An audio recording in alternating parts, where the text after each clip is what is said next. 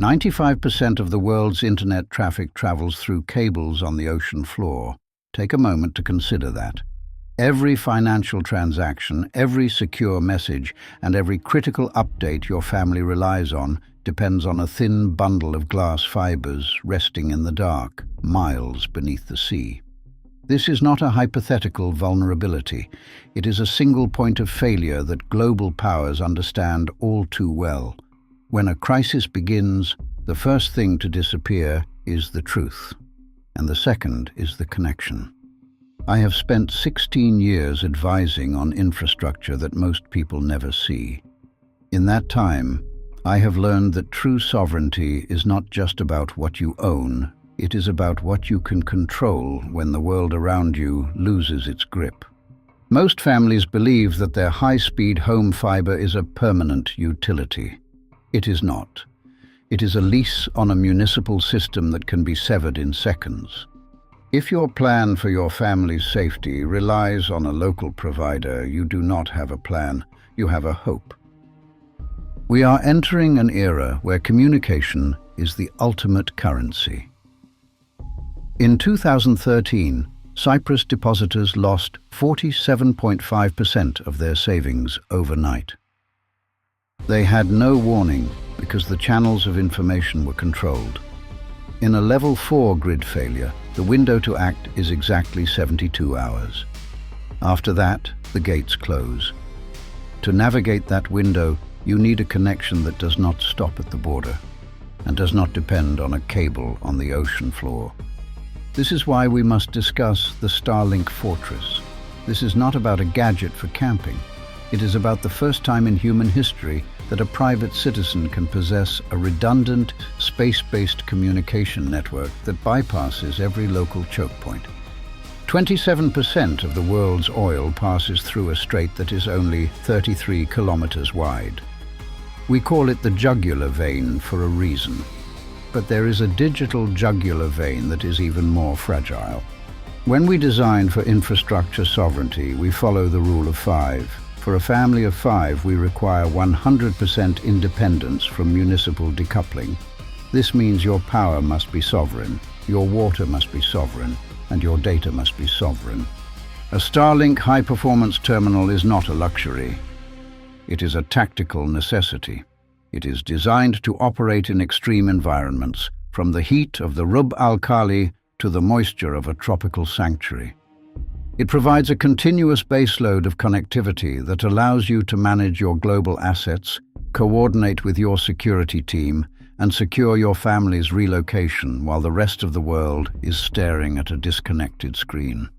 The technical specifications matter. We are looking at phased array technology that can maintain a connection even during level 3 regional instability. When the local masts go dark, your terminal is looking up, not across. It is linking to a constellation of thousands of satellites that communicate via laser links in the vacuum of space. This is how you maintain a 200 megabit per second link when the world around you is silent. But the hardware is only half of the equation. Sovereignty requires a shift in mindset.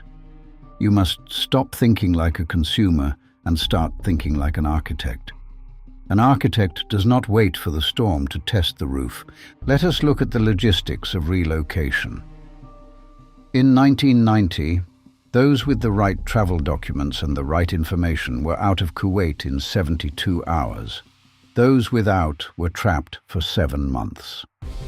A second passport is a geopolitical insurance policy, but it is useless if you cannot book the flight or confirm the harbor. This is where your communication fortress becomes your greatest asset. A Vanuatu passport can be processed in 30 to 60 days, giving you visa-free access to 130 countries. But the decision to trigger that relocation happens in the first 24 hours of a crisis. If your internet is down because of a local disruption, you are blind. You are a passenger in someone else's crisis. By integrating space-based data into your family's baseline parameters, you are buying time. And in a crisis, time is the only thing more valuable than gold. We maintain 3 separate Starlink terminals for every primary residence. One fixed on the roof, one mobile in the vehicle, and one ruggedized mini in the evacuation kit. This is not paranoia. It is engineering. It is ensuring that no matter where you are, your command desk is active. You have worked a lifetime to build a legacy. You have secured your wealth, you have chosen your sanctuaries, and you have prepared your family. But all of that rests on your ability to see the board. In the end, we must remember that while we plan with every tool at our disposal, our ultimate security comes from a higher place. We do our part with excellence and wisdom, and then we trust. As it is said, Allah is with those who plan with wisdom. We build the fortress not out of fear, but out of a duty to protect those entrusted to us. The window is still open. You have the resources to move from a position of vulnerability to a position of absolute sovereignty.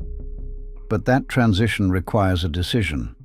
Will you continue to rely on the fragile cables of the past, or will you build your own sanctuary in the sky? Your task this week is simple but critical. Audit your communication redundancy. If the local fiber optic line were cut tonight, how would you reach your offshore bank? How would you call your private charter? If you do not have a definitive answer, you have work to do. Build the fortress before you need it, because when the screen goes dark, the time for planning has already passed.